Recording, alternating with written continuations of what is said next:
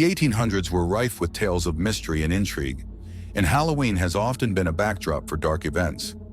One notable case that stands out is the murder of Mary Ashford in 1817.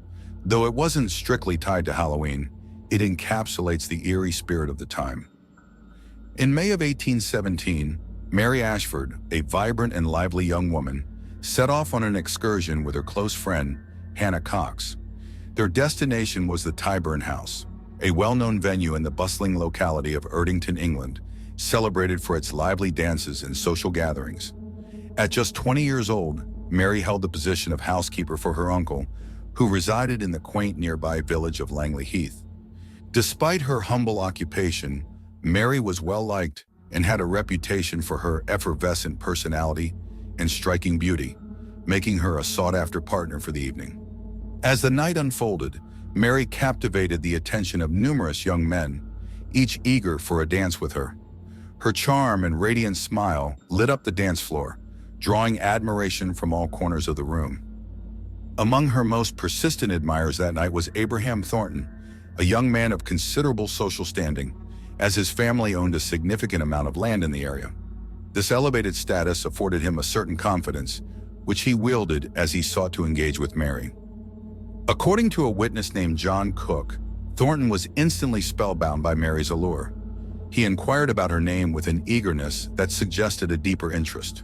Upon learning that she was indeed Mary Ashford, Thornton reportedly made a troubling remark. He implied that he had previously engaged intimately with Mary's sister and expressed a bold intention to pursue a similar familiarity with Mary herself.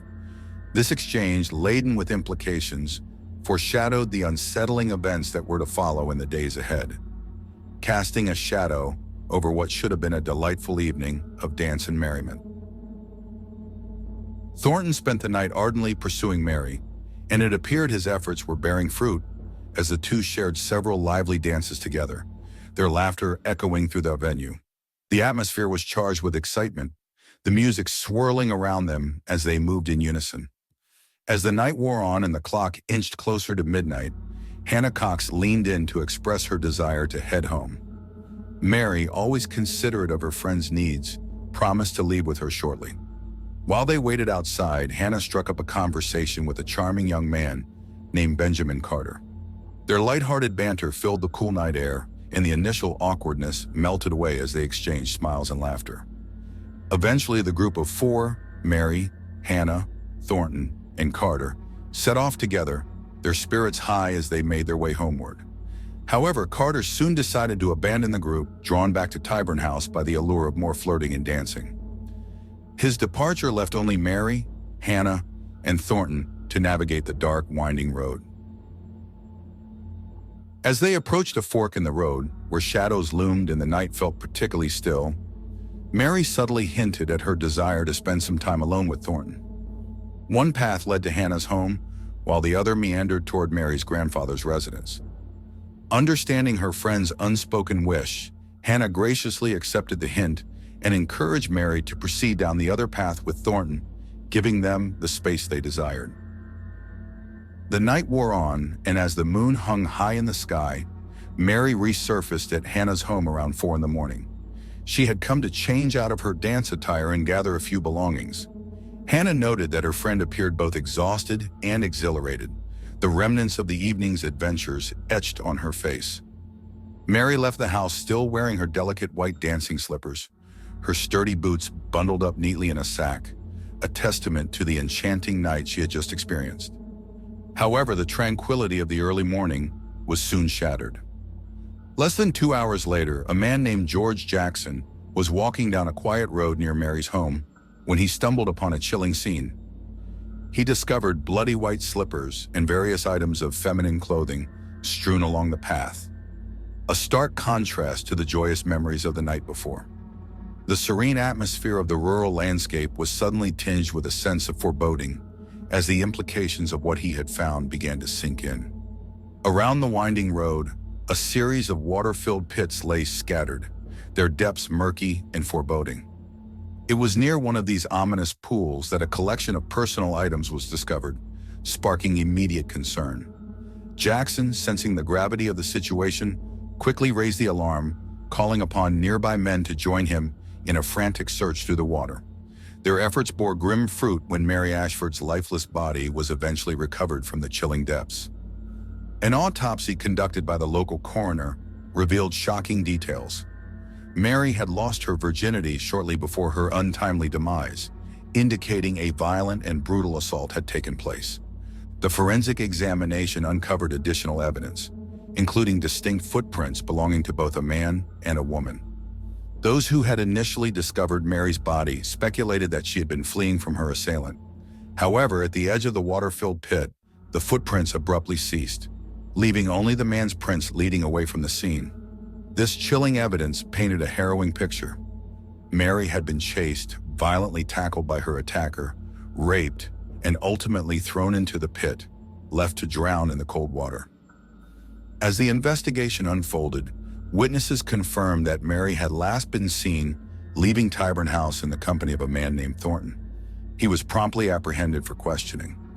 During his interrogation, Thornton maintained that after a friend named Hannah had departed for her home along that secluded country road, he and Mary spent several hours together on the dark roadside, engaging in consensual intimacy.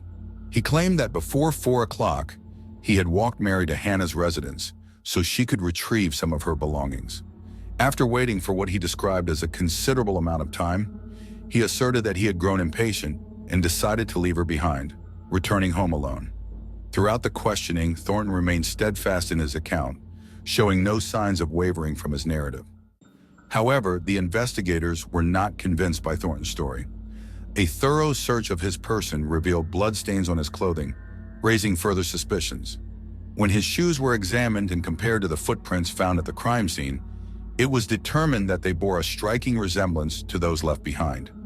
This compelling evidence led to Thornton's arrest, marking a dark turn in the investigation into Mary Ashford's tragic death. The community was left reeling, grappling with the horror of what had transpired as the search for justice began in earnest. Thornton's trial unfolded in August 1817, mere months after the tragic death of Mary. The prosecution painted a harrowing picture, alleging that after Hannah had departed from the scene on a lonely country road, Mary rebuffed Thornton's initial advances. Yet Thornton had no intention of giving up easily. Presenting himself as a gentleman, he insisted on escorting Mary back to Hannah's home, claiming it was his duty to protect her. However, when Mary emerged with her belongings, Thornton's demeanor shifted. He pursued her with an unsettling determination. Fearful for her safety, Mary fled toward her uncle's residence, but Thornton was relentless. In a horrifying turn of events, he caught up to her, committing the unimaginable act of rape before ultimately taking her life.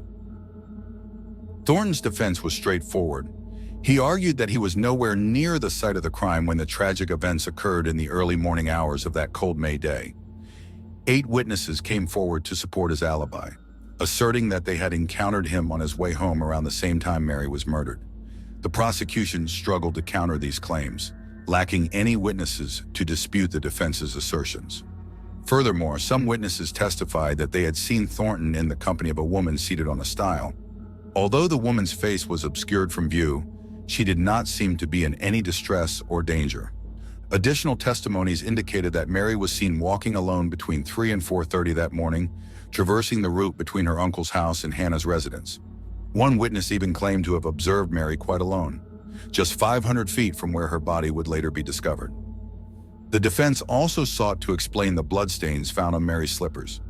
Thornton's lawyers argued that Mary had consensually given her virginity to Thornton that night before returning to Hannah's house.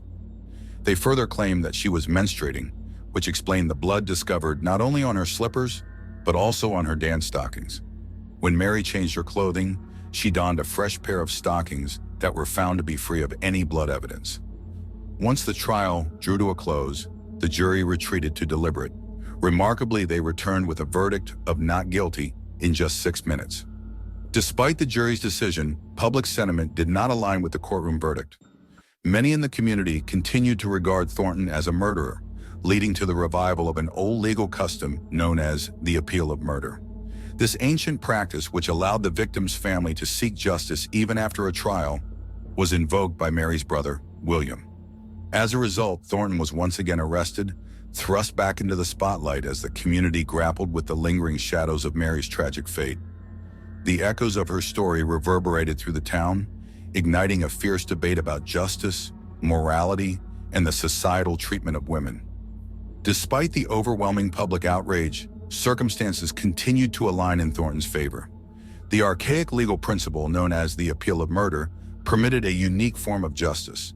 Instead of facing a traditional trial before a jury of his peers, Thornton was granted the opportunity to engage in a trial by combat. This bizarre legal remnant from a bygone era placed him in a physically advantageous position.